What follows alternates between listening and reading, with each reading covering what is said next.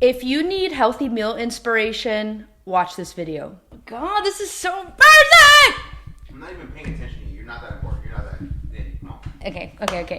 So my thought process behind filming today's videos is I literally just want to show you the staples that I keep in my kitchen at all times and kind of walk you through mentally what is going on in my mind when I'm grocery shopping or when I'm like prepping meals for the week. Because I feel like a lot of my clients or just people who follow me on the internet, they'll ask me like for meal inspos, like, oh, what do I eat when I'm cutting? Like, what do I eat when I'm bulking? But to be honest, like, y'all really want me to have these like really creative, delicious recipes for you. But that's just not realistic. That's not real life. The truth is, if you're counting macros or if you're counting calories, the best thing that you could do for yourself is get really used to eating truly very simply. When I think of creating a meal, I think of 4 components: a carb, a fat, a protein, and a fruit or a vegetable. So I'm just gonna show you here my favorite carbs, my favorite proteins, my favorite fruits or vegetables, and then my favorite fats. This is also not like an exhaustive list of staples. This is kind of just what my preferences have been as of lately. And then as my palate changes or as I start getting tired of shit and I want to try new stuff, everything kind of changes over time, okay? But as of right now, what day is it? October 27th, 2024. These are the staples in my life. So let's talk carbs first. Rice and beans. I basically eat rice and beans every day, multiple times a day. Exhibit A of how my palate changes over time. It is currently November 1st as I'm editing this video, only like 4 to 5 days into the future. And I have just nixed beans from my current diet because it was making me really gassy and bloated and I just needed a break from beans. So there's that. I typically have like 3 to 4 meals a day. And more often than not, 2 of my meals are composed of rice and beans. Get yourself a rice cooker. I use this thing probably 2 to 3 times a week. And I'll make 6 servings at a time. That's good for me for like 3 days. You literally put the rice on, you walk away, and then you have fresh rice for the week. So my favorite carb to eat is rice. If I'm not having rice, I'm probably having bread for breakfast or like a bagel. But I need to buy bread. Some other honorable mentions are cream of rice and oatmeal, but I really haven't been having oatmeal at all. I haven't had oatmeal in a really long time. Literally, that's it. So simple, so boring, but it's real. And then for my beans, you don't have to make your beans from dried. Like, you can just buy canned beans, but I like to soak my dried beans for 12 hours or however many hours I can soak it for. At least I soak it a little bit. And then I will prepare my beans in the Instant Pot. Again, if you don't have an Instant Pot, get an Instant Pot. Because all I have to do is throw the beans into the Instant Pot, turn that bitch on, and walk away. Okay, let's move on. Let's move on to protein sources. Right now, my protein sources are in this bowl because I'm thawing them so that I can prep them for the week. Some of my favorites: ground beef. This is 93.7 beef, so 93 lean, 7% fat. Chicken breast. And then I have 2 chunks of salmon right here, individually packaged. So that's the meat that I'm going to be preparing for this week. My proteins I usually have for my second and third meal of the day, and I have them with my rice and my beans. So I'll have rice, beans, and ground beef, rice, beans, and chicken, rice, beans, and salmon, so I can keep it fresh and funky and not eat the same thing all the time. But I'm not even going to lie, a lot of the time I'm eating the same things. Eggs and egg whites, I always have these bitches on hand because I will be eating them every day for breakfast. What I'll usually do is I'll do 1 egg and then I'll fill the rest up with egg whites. That's just what I've been doing lately. Maybe if I'm like maintaining or bulking, I'll do 2 eggs or 3 eggs. But as of right now, 1 egg with egg whites, so it doesn't taste purely like egg whites. Like, I have eaten just egg whites, but it's not my favorite. Like, I'd rather have a whole egg in there as well. Here I have some Greek yogurt. This is plain 2% low-fat Greek yogurt. Sometimes I'll get a flavored one, but oftentimes I'll just get the plain one. And I kind of like that it's tangy, and then you can add your own sweetener to it. Speaking of sweetener, I have this stevia in the raw 0-calorie sweetener. It's supposed to replace sugar like 1-to-1, like if you're baking stuff. I honestly wouldn't buy this again, but it's just what I have on hand right now and I need to use it up. But typically I've enjoyed like a sugar-free syrup, or I've enjoyed like stevia drops better than this little powder. I don't love the flavor of it. Okay, so those are my carbs and my proteins. Let's talk fats. Super simple. Olive oil or like a nonstick spray. Peanut butter is another good fat that I use. And then sometimes I cook with clarified butter or ghee. So if I'm in a maintenance or a bulking phase, I'll probably cook with ghee or with olive oil. I think they have good health benefits and they make my food taste really good. And they're higher in calories, so they help me get my calories up when I need my calories up. But when I'm cutting, I'll probably be more likely to use a nonstick cooking spray. And then peanut butter, who doesn't love peanut butter? Put it on your cream of rice, put it on your oats. Eat it for dessert, like a spoonful of peanut butter. Put it on your fruit. Let's talk fruit and veg. So right now on hand, I have apples, bananas, and frozen green peas. Frozen veggies in general last longer, so you end up saving money. Like sometimes we've gotten in the habit of like buying more fruit or veggies than we can handle. Like if we're traveling, or with frozen, you don't have to think about it as much.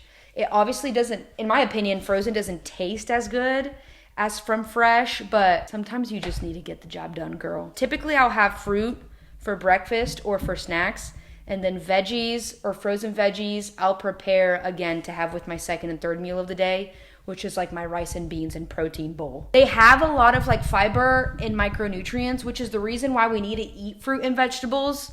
It just keeps our body healthy. It keeps our digestion nice. And when you have a healthy body and a body that's digesting food well, you're gonna be leaner. You're gonna look better when you're nourishing your body well.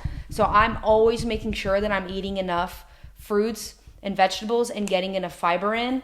Not only that, but eating enough fruits and fiber and vegetables, it keeps you fuller for longer, especially if I'm in a fat loss phase. I'm going to be upping the fuck out of my fruits and veggies so my meals can be bigger, more voluminous. Now let's talk supplements and let's talk flavor and seasoning and dressings. So I'm always keeping some type of sauce on hand because let's face it, when you're eating simply, the food isn't going to taste like a 6-ounce steak, you know what I mean? Like from a steakhouse. Like it's gonna taste simple. Sometimes all you need is a little drizzle of like really good sauce to really elevate your meals. And then like when you're having the same meals over and over, sometimes something as simple as changing the sauce to a different flavor can completely change how it feels eating that meal. So this is Yum Yum sauce. It's the sauce that we have on hand right now, but I'm always down to try new sauces.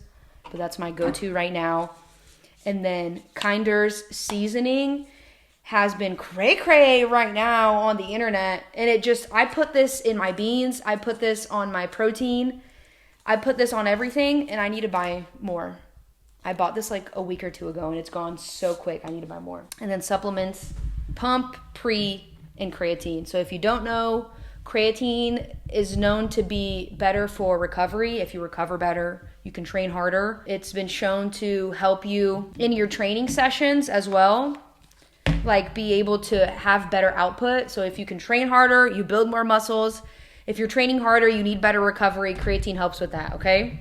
And it also is supposed to like hold more water in your muscles, so it makes your muscles appear bigger. I don't know if I've noticed that big of a change. I do feel like when I started taking creatine again, that my sessions have been better, but maybe it's placebo. But it is the most backed by science supplement out there, so I take it. If it helps even make me 1% better, I'll take it. Obviously, supplements don't take the place of like actually having a well-balanced diet. And then pre and pump. Basically, one is pre-workout with caffeine and one is pre-workout without caffeine.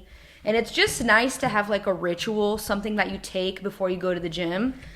These are also expensive as fuck. Like supplements are expensive. So there's something about buying this expensive thing that's a part of your lifting ritual. Once you take it, you don't want to like let it go to waste. You know what I mean? So it adds this other layer of commitment to my workout routine. I bought this expensive thing. Now I have to take it. And because it's expensive, when I do take it, I need to milk it and make the most of it. You know what I mean? And then the placebo of it. Like I said, if it helps me be 1% better, I'm down to try it. But again, supplements will never take the place of actually eating well and training hard and getting enough sleep in managing your stress. So that's that. The last thing I'll say as far as kitchen staples is I have a food scale. Because I have very specific physique goals, body transformation goals, I find that counting calories has elevated how I look because I'm able to track exactly what I'm consuming. I always explain it like a financial budget. The people who are the best with their money are people who keep a financial budget. They know how much money is coming in. They know how much money is going out. Same with calories. The people with the best physiques know exactly how much food is going in, and they know exactly how much food is going out. It's definitely not something that you have to do, but if you're super down, like you love body transformation, like you love chasing a physique, it's fun for you like it is for me. I love it. It seems like a small price to pay, like a small thing that I add into my day that greatly improves my results. But yeah, if you don't want to count calories, you don't have to, girl. Especially if it just adds another layer of stress for you. You can get super strong without tracking. Like you can be super healthy without tracking. But my goal here isn't health. My goal here is to look crazy and look weird and be jacked. So that's what we're doing here. Last thing I'll leave you with, because I know a lot of you are probably thinking, damn, Marina, you eat so boring. You eat so simple. How do you eat the same things over and over again? Like, do you not have like any dessert hacks? Like, do you not have any fun? I'm gonna be completely honest. This lifestyle is my fun. I love it here. Like, I love eating this way. And I think I've come a long way. So if you don't know my story, like I used to struggle a lot with body image. My relationship to food, binge eating, food was this very emotionally charged thing for me. And so I used to think the same way. I used to only look as food as like the source of pleasure. Whereas now that I've found bodybuilding, like I've learned to create like a completely different relationship to food. Whereas now I look at food as a tool and I still am able to have fun with my food, like using sauces and different seasonings and trying different things. And like I'll go in and out of different like hyperfixations with food. And like if you follow bodybuilding accounts or like other bodybuilders, you'll definitely notice that it can be kind of fun to invest in different supplements and like try different like crazy gym rat concoctions. So there are ways to have fun with your food as someone who is really interested in physique sports, but it just looks a little bit different. It looks a little bit weird. So just, I guess, be honest with yourself. Is body transformation something that you really desire? And to what degree do you desire it? And I think that can help you be honest with yourself about how much energy you're actually willing to put into it and what you're willing to sacrifice to get to where you're trying to go. I'm at a place where this is, like I said, this is my fun. So to me, this doesn't feel like a sacrifice. Like it feels like something that I'm willing, able, and ready to do. That doesn't mean that I don't wake up and I'm like, fuck, I don't want to cook right now. Some days I still don't want to cook, or like some days I don't want to eat the same meal. But I think my overarching desire and my overarching why is much bigger than any fleeting emotion. And I think that I'll continue to live this way until I've had enough. You know what I mean? Like until I'm like, okay, I'm bored. I don't want to do this anymore. But yeah, just being real with y'all. I think for a while I was very like, on the internet, I'd be like, no, come on, like this is for everyone, like everyone can do it. I think everyone for sure can take charge of their health. And I think everyone for sure can learn how to eat healthier. But I don't think that body transformation, to the degree that I enjoy doing it, is for everyone, and that's okay. But I just wanted to be really real with y'all about the lengths that I'm willing to take to get to where I'm trying to go. So my hope for you is, if you're into body transformation, I hope this gives you a more realistic expectation of what might be necessary for you to do with your food in order for you to be precise with your tracking. If you're not into body transformation, I hope this gave you a realistic view of how important it is to simplify how you're eating, at least a little bit, maybe not as much as how I do it, but at least a little bit for ease of cooking on a daily basis. Like, be real fucking for real, bitch. Like, if you're going to sustain cooking and eating healthy from home you're gonna have to find a way to make it as simple as possible for you to stick with it. So if that means you're getting a rice cooker or a pressure cooker, if that means you're buying more frozen veggies, if that means you're supplementing with protein powders, do whatever it is that you gotta do to make food prepping as simple and as straightforward and as little thought necessary. The more you have to like plan and think really hard and it's like always on your mind and it's taking up all of this space is the moment that something that was supposed to help improve the quality of your life suddenly became an added stressor. That's not what we want. But yeah, that's why everyone says that the hardest part about starting is the beginning, because the beginning is where that learning curve is, where you don't really know how to eat yet. You were used to eating out a lot. Now you have to learn what recipes work for you. So if the stuff that I have here recommended, it's not tooting your horn, go ahead and look at different videos of different people who bodybuild on TikTok, on Instagram, and YouTube. Do your due diligence, and slowly over time, you can find what works for you. And to be honest, have fucking fun with it.